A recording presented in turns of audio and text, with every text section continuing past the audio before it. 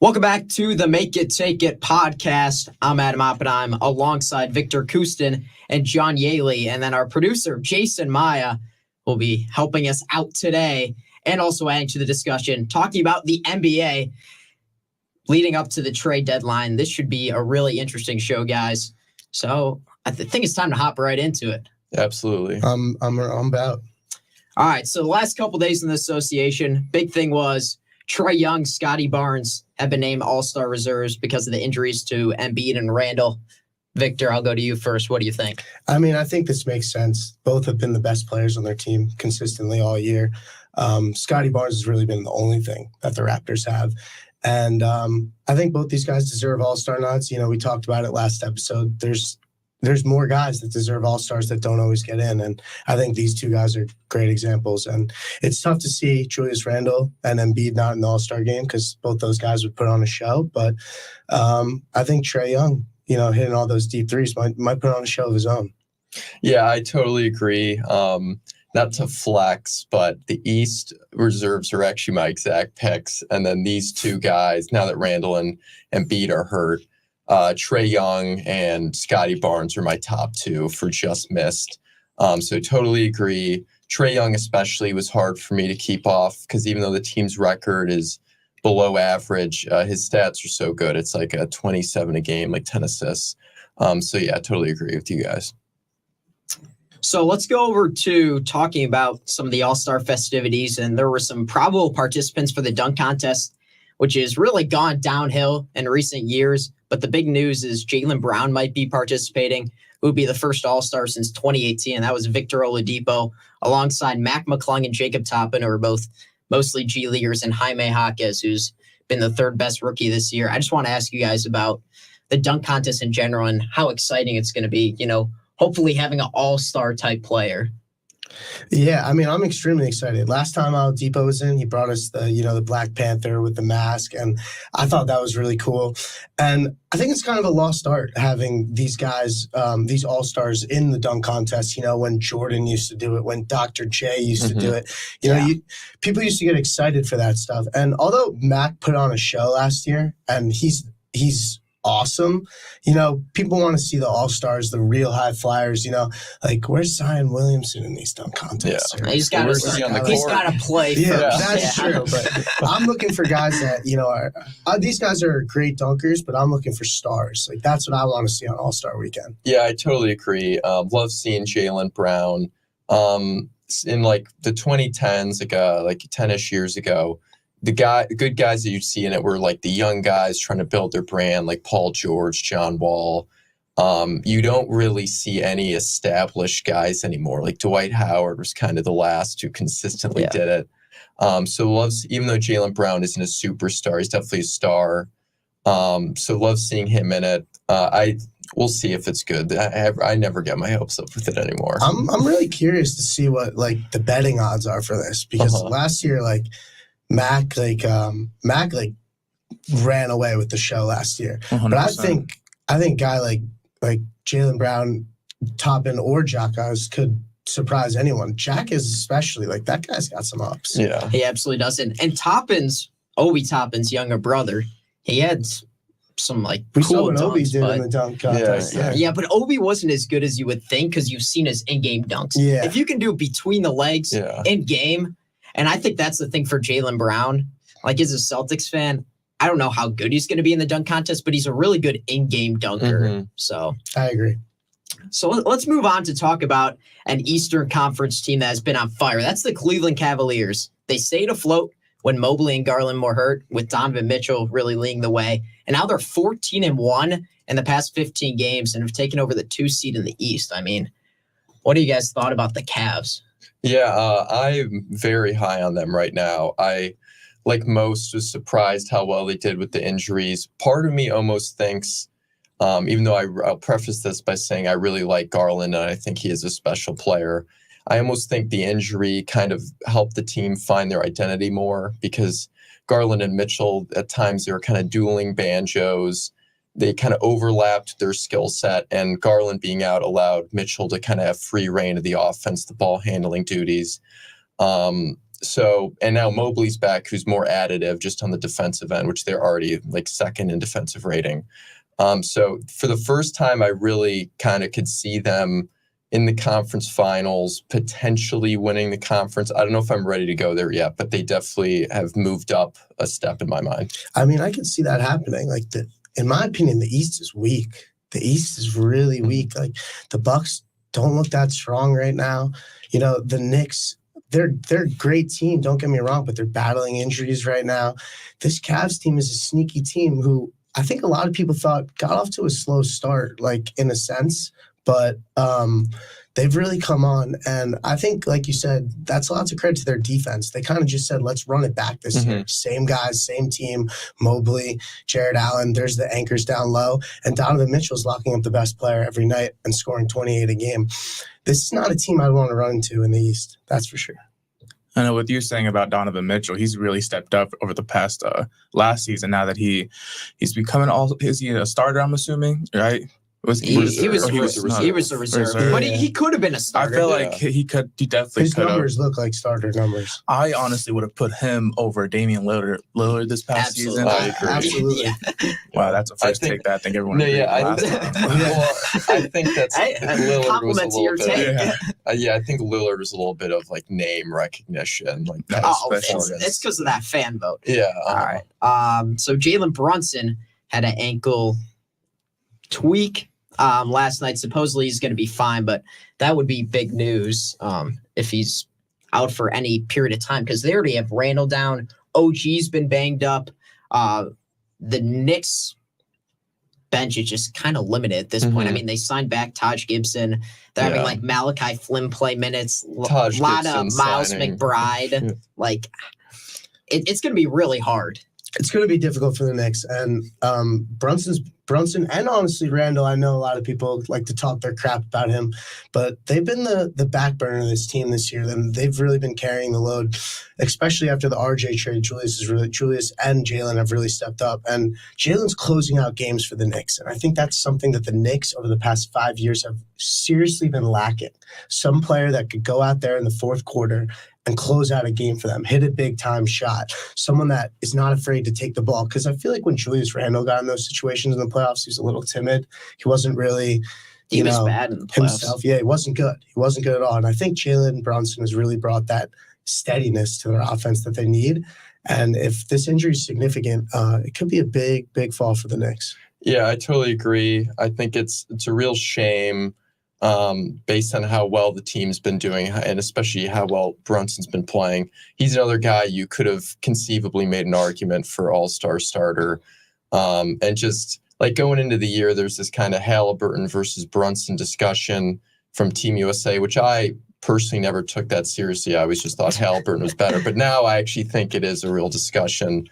And if I agree with you guys, if he's out, I think they could get by without Randall, because Brunson is clearly the more important player, but without him long term. They need OG back too. Yeah. Like they're losing a lot of guys. But that kind of takes me into a game I want to talk about last night. Last night, the Bulls took on the T-Wolves, and the T-Wolves have been a top team in this league, especially defensively. And I think that Kobe White is someone that is really coming along recently.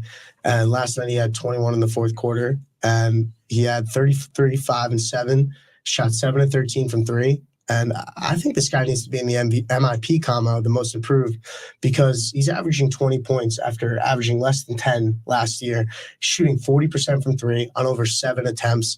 With LaVine out, this guy's been really picking up the load, being that second option to DeRozan. And I know the Bulls aren't that good, but it's between this guy and Şengün for me for MIP.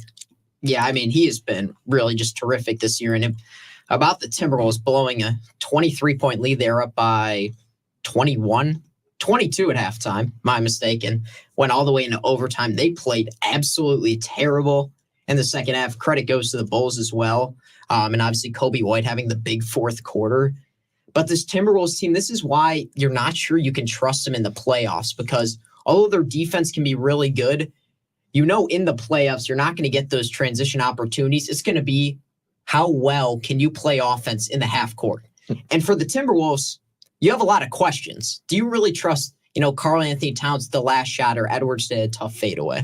Yeah, they seem like a very immature team. Definitely have the talent, have the defense, but just looking at the standings, I trust there's actually a 4-way tie for first in the West, which is kind of fun. But Clippers, aside from health, I trust more. Denver, I trust more. I'd even trust the Thunder, who are also pretty young, more. So I think, we also saw some of those issues last week. Towns had the 60-point game, but they lost. They kind of gave up on defense. So there seems to be, a maturity issue there. John, do you have a game that you liked over the past couple days? Yeah, I referenced it a second ago. The Clippers, just in general, have been red hot, but especially I think it was Monday night. They played Atlanta. It was like 149, 144. 40-plus points for both teams in the fourth. Super fun to watch. And just this Clippers team, which I will admit, when they made the James Harden trade, I was like a lot of people. I thought, how's this going to work? There's one basketball. They're all kind of older, injury-prone. And they start off 0-5. They're kind of a punching bag around the league. And now they're tied for the 1 seed. And again, health is a massive question mark, but they are as dangerous as any team, the way the ball moves, the level of talent and depth. They're 25-5 in their last 30. Pretty incredible. With what you were saying about the Clippers, Kawhi Leonard, how would you guys feel about him being in the MVP talks now? I like it. He's been on the court. I think he should be. I mean, I understand that his numbers might not be as flashy as some of the other top candidates, like people averaging 30-plus a game. But he's playing crazy efficiently. He's leading this team to win after win after win on both sides of the basketball, offensively and defensively. And I think I saw something that said he's shooting like 50% from three over the last 20 games. Yeah, he's 45% on the season, which is pretty nuts. Yeah, I mean, for any guy, let alone a star player who takes the majority of shots on the team, to be shooting that well from three, I think it's extremely impressive. Yeah, for me, one of my favorite games over the past couple of days was the Pelicans. I believe they took on the Raptors. Brandon Ingram hit 5 straight threes in the third quarter. Mm-hmm. I feel like that hasn't been done in forever. And Brandon Ingram has always flown under the radar. And part of that issue was he just has not been able to develop a consistent 3-point shot. But in this game against the Raptors, he had 8 of them as they blew out Toronto. But obviously the Pelicans, their main guy Zion, but they need Ingram to go along with him. I mean, is that a team that you think should make a move? Possibly. Well, I mean, I think that there was a rumor, kind of this shifts us into our next segment of the trade machine. I think that there was a rumor that came out that the Pels offered 5 first-round picks for Mikal Bridges. Mm-hmm. 5? I mean, that's crazy. Really a crazy rumor. Do you guys think that's true? I mean, possibly. It's the NBA.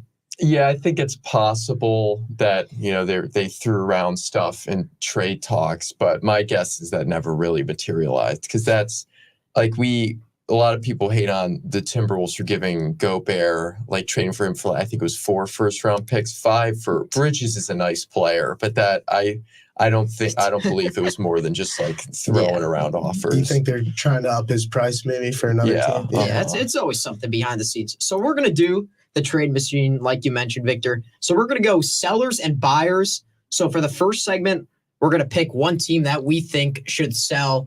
You can go into specific players or however you want to do it. So who wants to go first?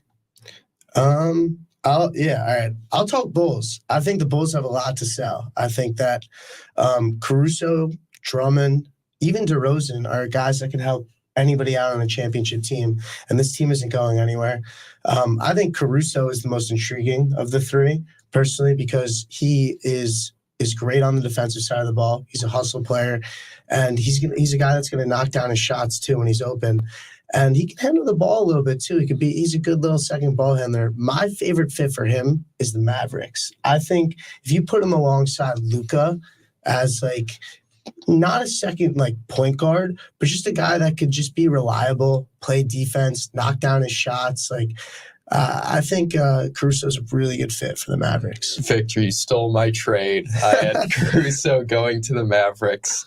I think he's one of the most valuable trade pieces because he, like you said, he doesn't need the ball. He's 40% 3-point shooter, so he would space the floor on any team, and he can, defend any kind of backcourt or wing player. The contract's great. It's after this year, it's just 1 year, $9 million. And I think the Mavericks would be perfect. They are not good defensively. When you have Luka and Kyrie Irving in the backcourt, you need someone else, some guard or smaller wing that can defend the other team's best backcourt player. If they were ever play Denver in a series, you need someone to guard Murray, someone to guard Shea, someone to guard De'Aaron Fox, Anthony Edwards. He'd be the perfect person. You just plug him in. I think he could fetch like 2 first-round picks. That would not surprise me. Yeah, I mean, just because of his defensive value. And I think it's a lost kind of value in the NBA, like a guy that maybe doesn't do as much as the next guy. Like he's not a superstar. Like they tried, they have Kyrie. They tried that next to Luka. They have, Jalen Brunson was there and he couldn't really emerge until he left Luka. Maybe a guy that's more behind the scenes, kind of does the little things would be better next to Luka. I think for me, we talked about Mikal Bridges. I'm going to talk about Miles Bridges and the Hornets. Okay. Because they're in a really bad position, but at the same time, they do have talented players. They have LaMelo Ball. Brandon Miller has been great. Miles Bridges just had a 40-point game the other night and obviously has 1 year left on his contract. So I think for a team, for a possible rental to push them over the top, I'm not sure if that would be the Mavericks. I think the Bucks, it could be a shot if they can make something happen because the Bucks don't have a lot of salary to work with. So getting Miles Bridges on that, 1 year left on his deal as someone who can space the floor, can defend a little bit, not great. But also PJ Washington could be traded from the Hornets as well. I think they really need to make a move and let Brandon Miller continue to evolve because he has looked really good these past couple weeks. He's on fire. Yeah, He's got 25 plus in his last 5 or 6 games. I think or so. something He's like been that. great. Yeah. Yeah, I think I agree with you. Miles Bridges would work on a lot of teams. He's nice-sized wing. He rebounds, like you said. He's at least an average 3-point shooter and defends. And the thing I really like about him is the contract. It's expiring only around a little less than $8 million, so very flexible with any kind of deal that you can make. And the Hornets might as well get something for him. I I agree. agree. He's still a good young asset, and someone that can help a team. Yeah, as much as people like to talk about off the court, that's not exactly how it works in the NBA, just because they have different rights in some cases. I want to bring up a similar kind of player to him. Not really, but I don't know. I have a little comparison. Tell me what you guys think. But a guy like Andrew Wiggins kind of reminds me of Miles Bridges, like a guy who's very talented, very athletic, could come to a veteran team, could learn to play a little better defense, and eventually help that team out in a run. Because, like you said, Bridges isn't the most naturally best defensive player, but he's an athlete. I think he's a guy that has the ability to play defense. Kind of like Wiggins was early in his career. He wasn't known for being a defender. But when the Warriors went on that finals run recently, he was that main defender for them. He was that guy who stepped up and guarded the best player. Can we see a guy like Miles Bridges do that on a different team? I think he might be perhaps a poor man's version. I think Wiggins would definitely be better, but I do agree that he kind of fits the prototype a little bit, which I like. And that actually perfectly segues into my seller, who's the Golden State Warriors.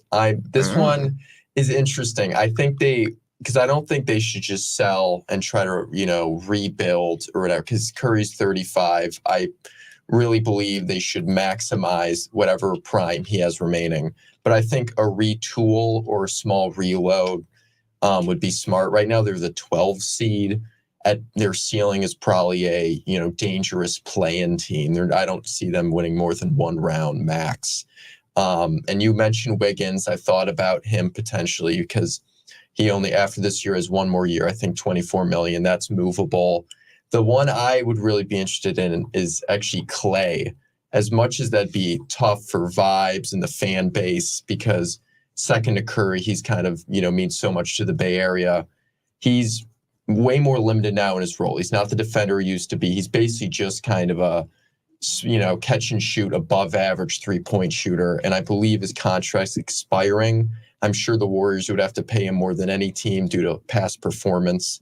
So if they could get some kind of big, maybe a little younger, but definitely get bigger and just try to make the best out of, what they have left with Curry. I think that's the best move. Seeing Clay in a different uniform just Yeah. doesn't even sound right. I mean, I didn't want to say it but but Yeah. you might be right. Yeah. And he's getting benched too. He's Mhm. he's not performing well. Maybe if the guy just finds a new scene with some new players, he'll find a shot again. We know what he could do. yeah. Yeah, I find that interesting about the Warriors. I was thinking they would definitely add something, but I guess that could be from subtracting too. I really don't think they should get rid of Jonathan Kuminga. I will say I that. agree. If they were going to get rid of 100%. someone young, it's Moses Moody because Mhm. Steve Kerr obviously doesn't like to play him. At this point, Kuminga's made it known that he should be playing. Especially post haircut. Yeah, post You guys haircut, see he's that? unreal. I didn't even recognize It's him like the Game first 6 time. Clay. Yeah, after his haircut, he's averaging like 20. Before he was averaging like 12. Yeah, yeah, it's interesting. Another team I'll bring up is the Blazers. I think Brogdon should go to a team like possibly the Knicks. They obviously lost Emmanuel quickly. The Knicks need some bench scoring. Brogdon would be a great fit for the Knicks. You know, I haven't thought of that, but I love that. I Six-man of the year. love that fit because the Knicks are struggling with injuries right now. Their guard depth is lacking after trading quickly, after all that. And Brogdon's just the guy that's going to come in and you know what he's going to do. He's going to be efficient. He's going to play some defense and he's going to facilitate. And I think the Knicks could use a guy like that who's smart with the basketball, other than Jalen Brunson, because we talked about how Randall could maybe sometimes get a little timid. And if he's your second ball handler, I think that Feel a lot better. I'd feel a lot better as Brogdon holding the ball, bringing up the court, breaking the press in the playoffs. Yeah, I totally agree in terms of he would help the Knicks or a lot of teams. 41% from three, only one more year after this season on his contract, dual movable number at $22 million. The one thing that would scare me is, like you said, they've already had injury problems. You bring in Brogdon, he's not exactly, an Sure. Iron Man. But like, how much are you giving up for him? That's the Yeah, question. is he a Yeah. trade I candidate mean- or is he a buyout candidate? I mean- Because I personally think the There's no Pels way. could get something for him, but They should try to get something for him. they in my definitely opinion. try. But All right. if not, they'll buy him out. All right, so let's go over to some buyers. What team, Victor, do you think should buy at this trade deadline? Well, I kind of already spoke about them, but the Mavericks need to buy. And I don't think you need to buy stars. I think you just need to buy solid players. Like, Solid role models in order to be there. yes, defense. solid role players. Yeah. Like when they had Finney Smith on their team, like Yeah, he'd be perfect. he's a for perfect that. fit. Like, Wow. I'm sure they're really wishing they had a guy like that right now. Or You got Grant Williams instead, yeah. Oh, And, man, don't even talk about Grant Williams. unfortunately for them. but I think you can't waste Luka. You got to make another run with this. Obviously, at least one, but you got to make a strong run every year with this guy because with him on your team, you're a threat to win every single game, every single series. And I think you're stupid to waste it. So go Mhm. out, get some defenders, get some guys that knock down threes for him on the kickouts, get some guys that roll the paint for him. Figure it out. But Luka needs to make another run soon. Yeah, they were one of two teams I had listed for buyers. I already mentioned they not great defensively, 25th in defensive rating. They're the 8th seed right now. But the West is tightly packed. So, last year we saw they kind of went the other way after the trade deadline, really fell off, missed the playoffs. If they make the right move, you hope they could go on a run, push for a top 4, 5, 6 seed. And then, go on. You have Luka. You have a chance in basically any series. I already threw out Caruso, who would be my number one choice for them. The other one, I also mentioned this guy, Wiggins. I know he's only 31% from three this year. Not great, but would definitely help the team defensively. They have plenty of offense. Just some wing to add a little size, a little defense, because, again, Kyrie, Luka, backcourt. You're kind of letting up scoring there. Yeah. So Teams are picky on Luka big time. I'm going to say either one of the Eastern Conference teams, the Bucks need to add defense. I think that could be Caruso would be the fit for them alongside Damian Lillard. I like Malik Beasley. He can't be the best defender on their team. Best perimeter defender, I should say. And then the 76ers, obviously this depends on the health of Embiid, but it sounds like he's going to be back for the playoffs. They got to add something. They could possibly add someone like a Marcus Smart if the Grizzlies are willing to give him away and he gets healthy, which absolutely pains me as a Celtics fan that he could go like back to a rival. yeah, He's an interesting player because when he was on the Celtics, I felt like he was like the leader of that team, even with him not being the best for Absolutely. Jason Tatum, Jaylen Brown.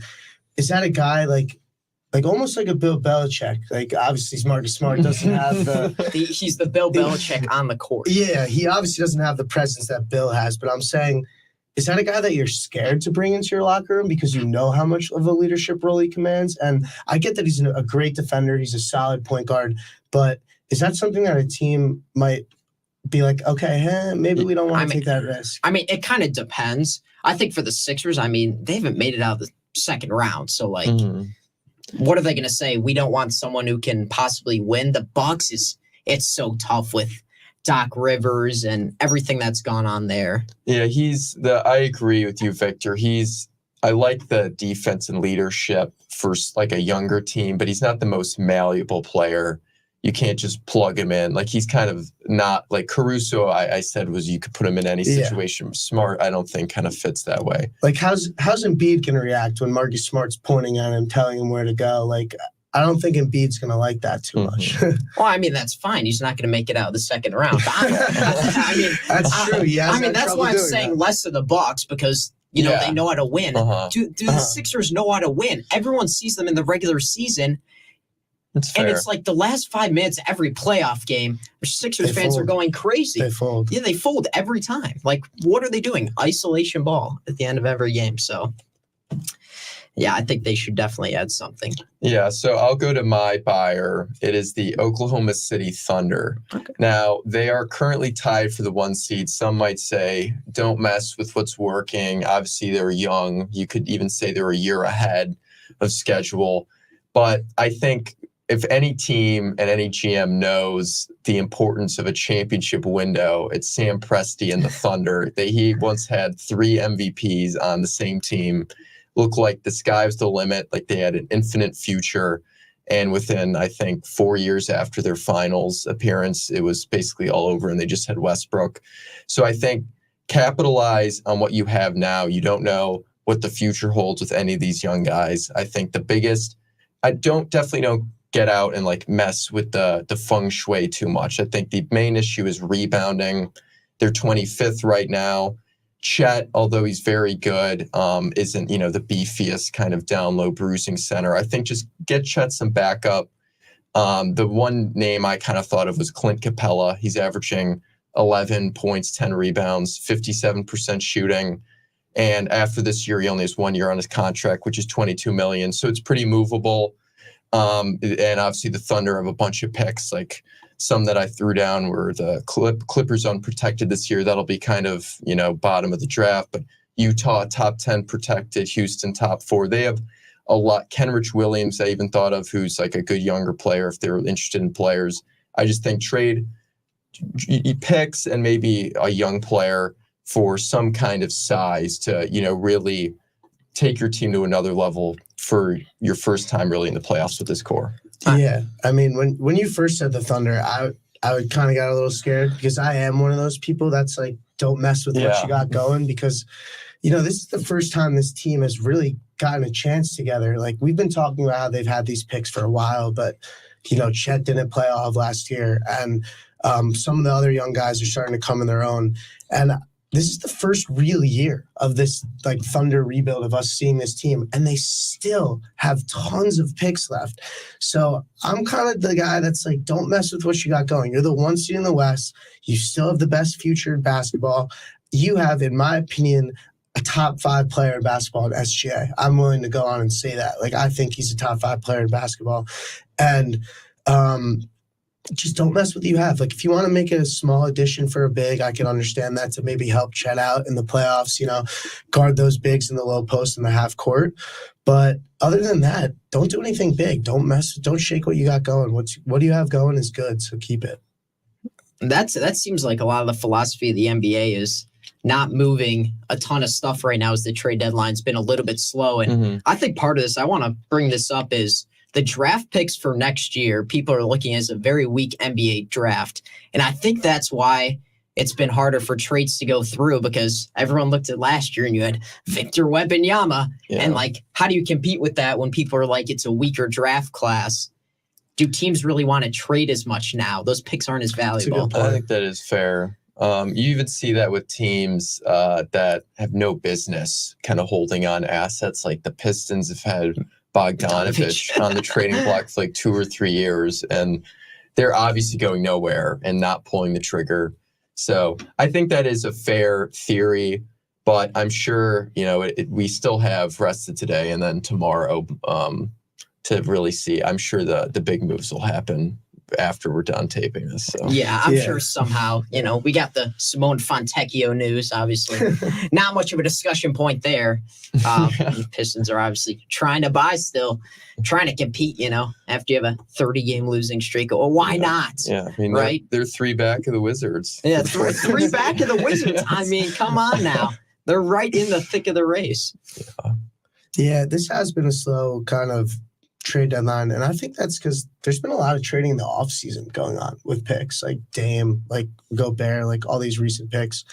But I think that the picks are all they're all flustered. Like every other team, the Thunder have all these picks, the Timberwolves, the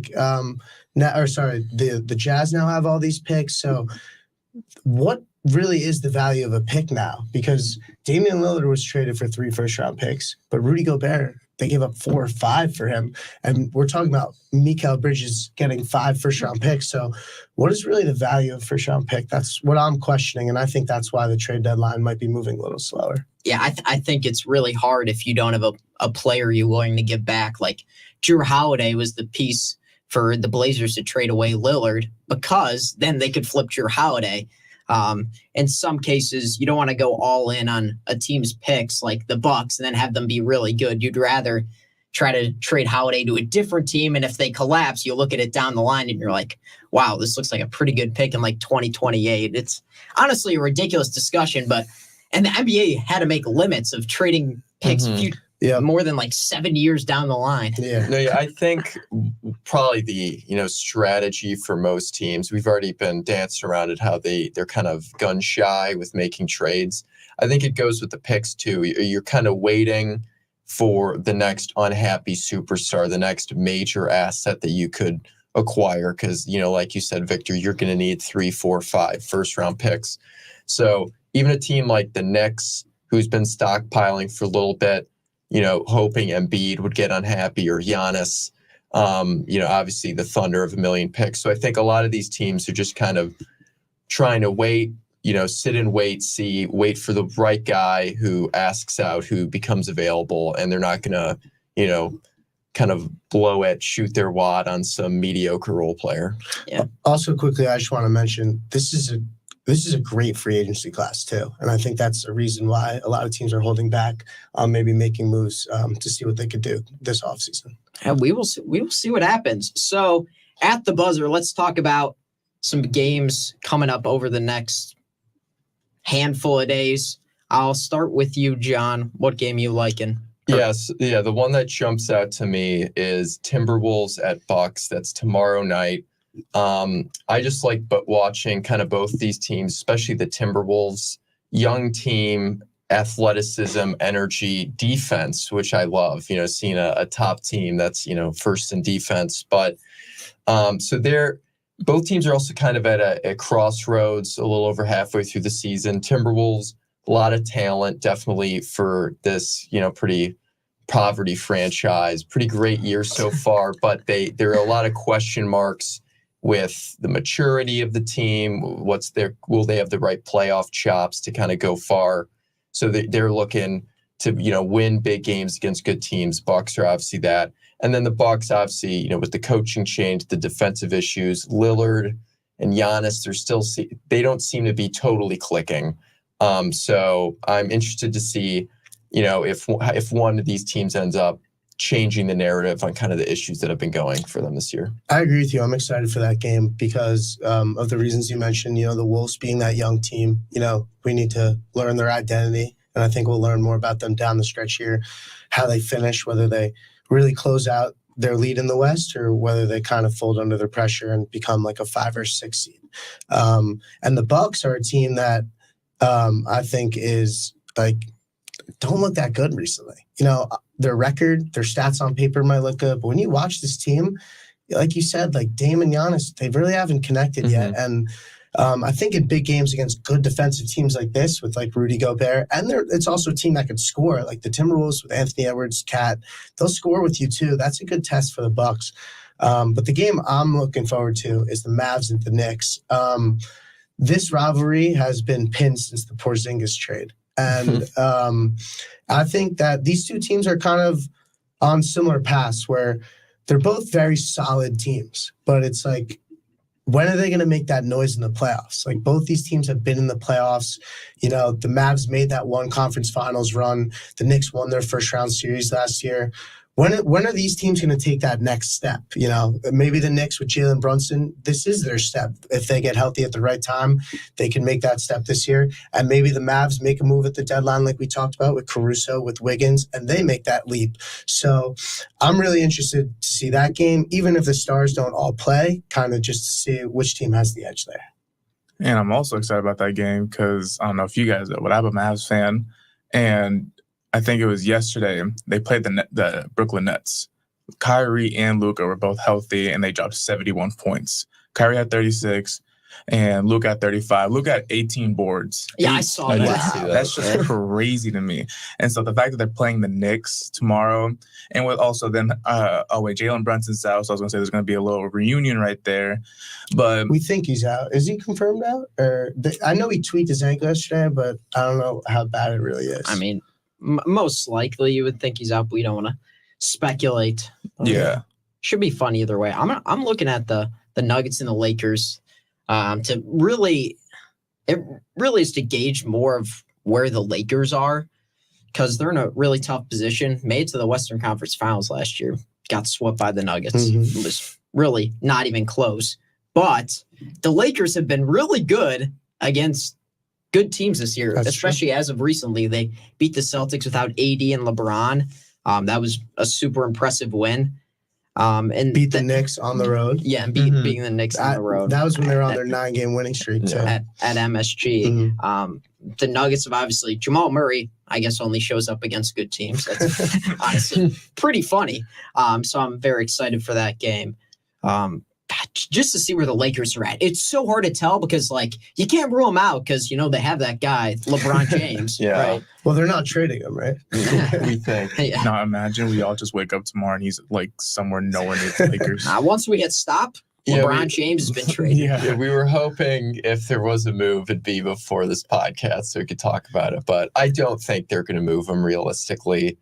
I don't know Yeah. what they even would do because they don't really have any draft assets. Russell, I guess, would you even want to trade Russell at this point? I could see a team taking a chance on him and then maybe getting a more surefire defensive guy They or got to something get, like that. sounds like DeJounte Murray. Yeah, I mean, That's got to be the only option. that's a good fit. I like that because he kind of, like, Reeves is a good scorer and ball handler, but DeJounte really brings a point guard aspect to that offense that I think they could use. And obviously, we know what he does on the defensive side of the ball. Yeah, I'm not sure about D'Angelo Russell on the defensive end. I know some people really like his game. I absolutely hate his game because He's inconsistent. I agree. He he's is so very inconsistent. he's so lazy on defense. Don't go out in the press conference and say you want to be like Derek White and then just like not hustle the entire game. Yeah, You're yeah. like, come on, man. The defensive Man. effort bothers me. The biggest thing, though, is he always seems to have a stretch like this during the year. And then in the playoffs, he's nowhere to be found, which kills Oh. me. I'm a big, I want my guys to perform in the playoffs. That's why I get rid of him when those values high. Yeah, I You know? guess so. Yeah. If someone needs a little spark to their team, take D'Lo, Mhm. take D-loading and give us a guy that could play D and shoot threes. Yeah, so he's been in 3 playoffs, one for the Nets, Timberwolves, and Lakers. That Nets playoffs, he was good. No, it was not. Really? For the Nets, he shot 36% from the field. Okay. Oh, so he must have been better 2 years later with the Timberwolves. No, he shot 33% from the field. Damn. And last year he shot 42%. But the Nets were competitive in that series. I remember that Yeah, series. I mean, he they was- lost in 6 or Yeah. 7 to a really good team. I'm pretty sure. Yeah, 30. The Yeah, Sixers, the Sixers, right? the Yeah, Minnesota one's very tough. That was the Jared 33%. Dudley series. He's playing 33 minutes a game and 33% from the Yeah, I mean, I field. hate to say it, but now the Timberwolves look pretty good right on defense, and they got rid of Russell. Coincidence? I'm not sure. That's a good point. Or it's just the Mike Conley effect, I guess. He's a good player. All right, True. anyone got any other games to add? I have one. All right. The Super Bowl. Oh, I okay. was, Yeah. we call this the Hail Mary. Yeah, segment. let's talk about this for a little bit, just because I'm into it. What do you guys think? I'm not fading Mahomes. I think the Chiefs are going to win. I'm with the Chiefs all the way. I thought it was kind of ridiculous that they weren't favored in the previous games. Baltimore, I understood because they were the 1 seed, but over Buffalo being favored over them, they've owned them. I know they looked shaky during the year. Everyone was commenting on the receivers and the drops, but at the end of the day, they have maybe the best coach in Andy Reid, definitely the best quarterback. Travis Kelce looks like he's kind of playoff Kelce level again. And I'm not the biggest Purdy fan, I'll be honest. I'm kind of waiting for him to turn into a pumpkin. I think it might happen in the Super Bowl. Really? Yeah. I'm excited for the game. I think it's going to be a great game. And it's obviously going to be a show with Taylor Swift and with Usher and with, all the stars and how they do. But I'm just... Hold on. I got one thing to add. You two are going for the Chiefs. That's just crazy to me. I don't know. They're good. Don't get me wrong. They're freaking amazing. I just think the Niners are way more stacked. Just defensively. They just got, was it Chase Young or this Chase? Yeah, They just got Chase Young, Nick Bosa. Imagine both of those men just running after you. Yeah, it's interesting. On paper, they have a great defense, but statistically, it's been kind of mediocre during the playoffs, and the Chiefs has been pretty elite. The Chiefs second defense half you of know the what? year. very underrated. That's what I want to bring up. Steve Spagnuolo and that defense. Spags. You better be ready for a blitz. I don't know why we're talking about the Ravens, but I'm going to mention them. Why were they not ready for the blitz every play? The 49ers should be ready for that. I'm cheering for the 49ers. I think the Chiefs are going to win. In the end, it comes down to greatness, and it comes down to the one position that matters the most. The quarterback not betting against Mahomes. Yeah. True that. And like you said, Steve Spagnuolo, he's been a real catalyst for the Chiefs in these runs because not this year, but in prior years, they've had weaker defenses, and he's found a way to work around them in terms of blitzing. And this year, he's got the best defense he's had. Mahomes might not have the weapons he's had, but they're showing up when it counts, and I think that's what matters. Yeah, Adam, I think you hit the nail on the head. At the end of the day, even though it might seem, superficial or basic, quarterback is the most important position. One team, you have maybe the best talent ever. And the other, again, I'm a little pretty hate. You have the last pick in the draft. Mr. Irrelevant. Yeah, so I know he's been good statistically throughout the season, but I still, don't fully believe in him. And Mahomes is the man. So It'll be a fun one. Super Bowl always is. Well, I think that's going to wrap it up for the Make It Take It podcast. This was our 3rd episode. So for my partners, John Yaley, Victor Kustin, and our producer, thank you so much, Jason Maya. I'm Adam Oppenheim. We will see you next week on the Make It Take It podcast.